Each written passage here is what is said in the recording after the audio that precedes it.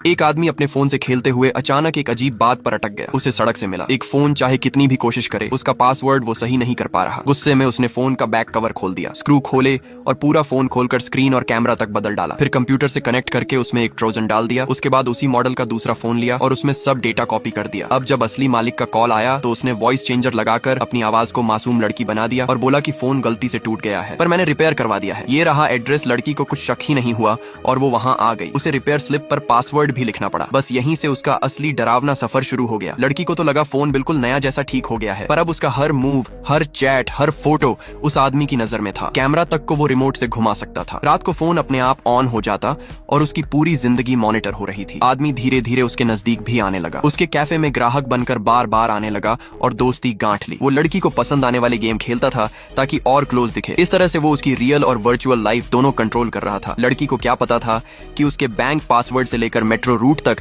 सब उसकी फाइल में लिखे जा रहे हैं। यहाँ तक कि उसके ऑफिस की सीक्रेट बातें और सोशल मीडिया के छोटे अकाउंट तक आदमी ने सब निकाल लिया। फिर उसके सबसे करीबी रिश्तों की लिस्ट बनाई और हर किसी को टारगेट किया। उसकी फाइल पर उसने 9 लिखा, यानी ये उसका 9वां शिकार था। लड़की का बॉस जो उसे प्रमोशन और इंक्रीमेंट दिलाने वाला था, उसके साथ की बातें भी रिकॉर्ड हो गईं। और दूसरी तरफ वो आदमी चोरी छिपे उसके घर में घुसने लगा। उसे पता चला कि लड़की को कॉन्सर्ट टिकट चाहिए तो उसने ब्लैक में खरीदकर सस्ते में उसे दिया ताकि और भरोसा जीत ले। लड़की के पिता को हालांकि उस पर शक हुआ। उन्होंने बेटी को समझाया और उसके पास रहने का प्लान बनाया। लेकिन ये बात सुनकर आदमी ने फैसला कर लिया कि पहले पिता को रास्ते से हटाना होगा। उसी रात पिता को बेटी के नाम से एक लिंक आया। बेटी ने कहा कि ये लोकेशन शेयरिंग ऐप है ताकि आप टेंशन मत लो। वो बेझिझक डाउनलोड कर बैठे। फिर अचानक उनके दरवाजे पर पार्सल का मैसेज आया। जैसे ही उन्होंने दरवाजा खोला, पीछे से उस पर हमला हो गया। ये उनकी आखिरी रात साबित हुई। दूसरे दिन लड़की की बेस्ट फ्रेंड उसके घर रुकी। दोनों देर रात तक रूफटॉप पर बैठकर ड्रिंक करती रहीं। लेकिन सुबह अलार्म नहीं बजा और दर्जनों मिस्ड कॉल आ चुके थे। ऑफिस चैट ग्रुप में उसकी पर्सनल बातें और कंपनी के सीक्रेट वायरल हो चुके थे। सोशल मीडिया पर उसे ट्रोल किया जाने लगा